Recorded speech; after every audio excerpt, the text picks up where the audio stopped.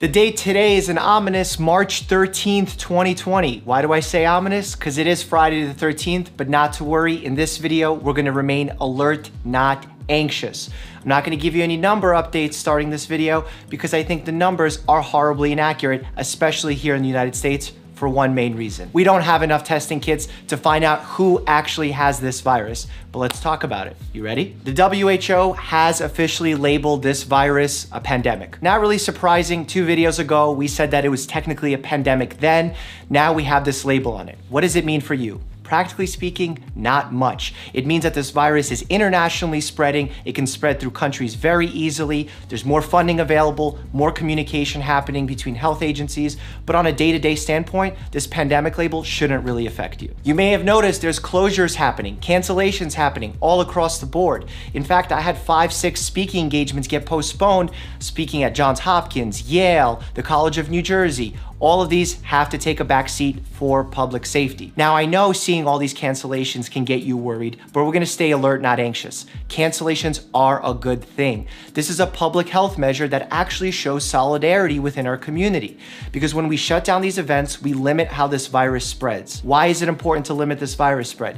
Because we have to offer community protection to those who can't protect themselves. This means the elderly, those with serious medical chronic conditions, and those who are immunocompromised, possibly because of a medical condition or a medication they may be taking. Traditionally, we offer this type of herd immunity or community protection through vaccines. Unfortunately, we cannot make a vaccine this quickly, and the WHO has stated the earliest possible timeline for this vaccine would happen mid-2021. So we can't expect a vaccine soon, but we are going to be talking about possible treatments in the coming minutes. Another reason I've talked about on CNN of why it's important to limit community spread, because we do not want a run on hospitals. In Italy, they're experiencing a tremendous need for equipment, for doctors, because their hospitals are getting overrun with patients who need respiratory support, who need fluids. And here in the United States, we simply do not have enough ICU beds if everyone is to get this virus simultaneously. So by slowing the rate at which this virus infects others,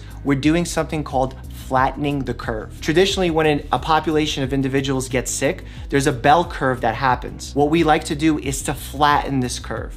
The way we do that is by limiting crowded events. Here in New York State, we actually have a rule, no events with greater than 500 individuals. We're probably gonna see that tighten even further, and I would not be surprised to see schools shut down because we want to flatten that curve. We wanna decrease the spread so that our hospitals can manage the individuals who are sick and not run into a problem like they have in Italy. Many of my patients and friends have been asking about what they can do to protect themselves from this novel coronavirus. It's still personal responsibility. You have to not go out when you're sick. You have to limit your exposure to large crowds. While you may have tickets for a show you want to see, or maybe your sporting event is still going on, try and limit that spread. The CDC put an urgent warning out to those over 60. I think that warning should apply to more people. And again, it doesn't mean we should be panicking. This isn't a panicdemic, this is a pandemic. What we should be doing is staying alert, not anxious, and the way we do that is by getting quality information from sources like the WHO and CDC so that we can be best informed to protect our health and the health of our family members. In all honesty, I wanted to film this video yesterday, but I was working a 12-hour hospital shift seeing patients. What did I learn?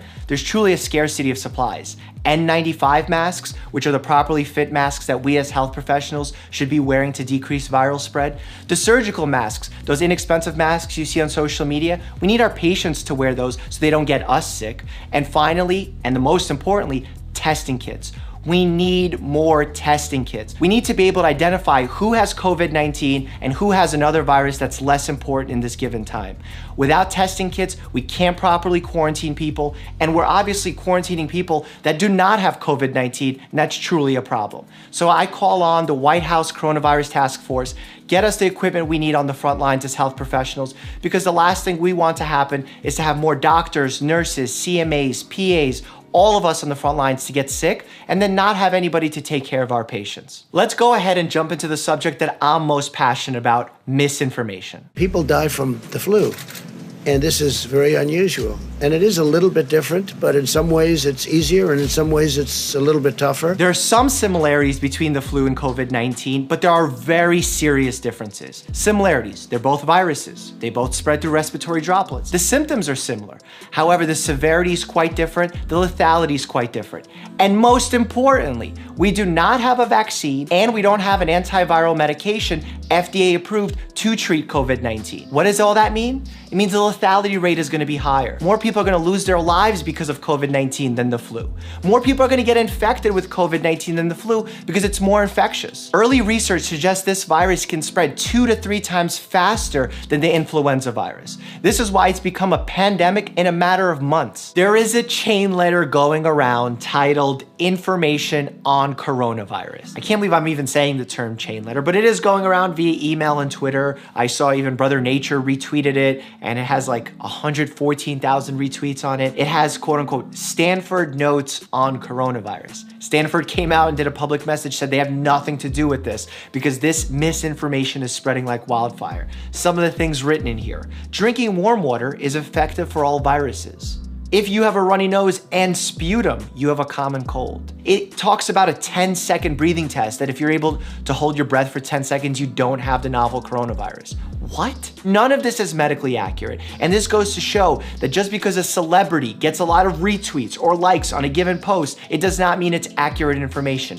Trust the CDC, WHO, or trusted health professionals that are actually dealing with this crisis head on. Let's talk about 2 pieces of misinformation that I think even some medical experts have gotten themselves confused over. One is about using certain supplements to help prevent or treat the novel coronavirus, zinc being a primary example. Yes, there was a study that showed zinc interrupts replication of this virus, which is a good thing. However, very important, if you actually read the study, it shows that the zinc needed to be inside your actual cells, not just in your bloodstream or in your stomach, in the cells. The way that the researchers got the zinc into the cells was through a zinc ionophore. It's basically like a little tunnel that allowed the zinc to enter the cell, then it interfered with the viral replication. Good stuff. However, taking a zinc lozenge does not create a zinc gateway, a zinc ionophore to enter into our cells. So no, taking zinc by mouth does not disrupt the viral replication. This is why we need to be very careful when we read research to actually read it, not just skim over the abstract. Next, let's move on to surface contamination. How long does the novel coronavirus live on surfaces?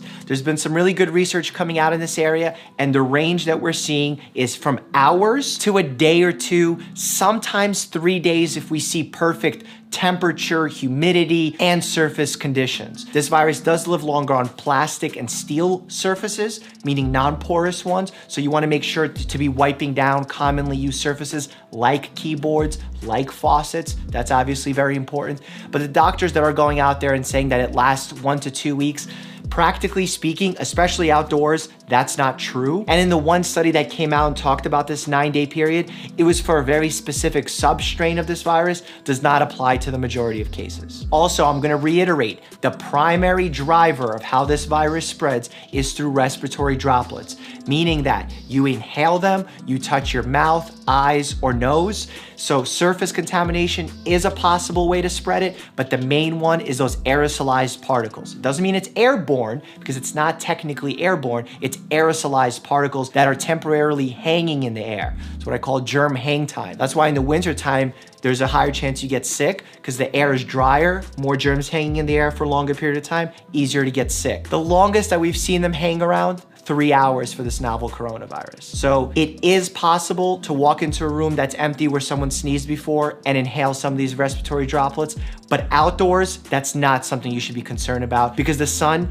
with its UV rays is our most powerful disinfectant. Let's move on and talk about a common conspiracy question that I've been getting asked. Did this virus come out of a lab in China? If conspiracy theorists believe that this is a bioterrorism weapon, it's a really bad one because it crushed the Chinese economy as well as the international economy. It has a very low lethality rate for something that's considered to be deadly. If it escaped out of a lab in China, which We have no evidence for that. It does not change anything that we have to do now to protect ourselves. You want to talk about after the fact, once we're investigating this virus? Cool. But right now, we need to take actionable steps to stay alert, not anxious, be educated, and protect ourselves and our family members. Let's move on to potential treatments, because that's what I'm most optimistic about. There are well over 300 clinical trials ongoing right now, and that's a good and bad thing. Bad, because there's some medications that shouldn't be tested and it's taking away from the patient pool that can be enrolled in these studies. Good, because we're getting a lot of different options tested all at once. Leading the way, remdesivir. It's an antiviral medication that was primarily used to treat Ebola. The way that it works is interrupts the virus's replication cycle. Let's think back. How does a virus work? It infects your cell. Then it hijacks the cell's own inside machinery and replicates itself. We want to stop that process to prevent the virus from spreading. Hopefully remdesivir does just that. Other medications that we have being tested, HIV medications like Keltera, chloroquine, which is an anti-malarial medications, all showing some initial promise, but we gotta get those studies in. In fact, the NIH has a study going on in the US with remdesivir that's scheduled to have some results by next month. I'm really excited to see those, because if we can decrease the complication rate like pneumonia, secondary infections, even death, we can make a huge impact for those suffering with COVID-19. If you suspect that you have COVID-19 or any virus for that matter, call ahead to your health professional's practice before just heading over. It's really important. In fact, here's what I want you to take away from this video. Wash your hands, wash your hands, wash your hands. I'm gonna say it again. Stay home, especially if you're sick. 3, avoid large crowds if at all possible, because that's how the virus spreads. 4, try not to touch commonly touched surfaces with your fingertips. Use your elbow, hip, whatever you can instead. 5, don't believe misinformation from celebrities just because they get a lot of likes or retweets. Only the CDC, WHO, or other verified health professionals. And finally, don't panic. Stay alert, not anxious, so you can make the best decisions for yourself and your family members. I put together a couple playlists for you. Check them out right here or right here. I want to know which you like better while you stay happy and healthy.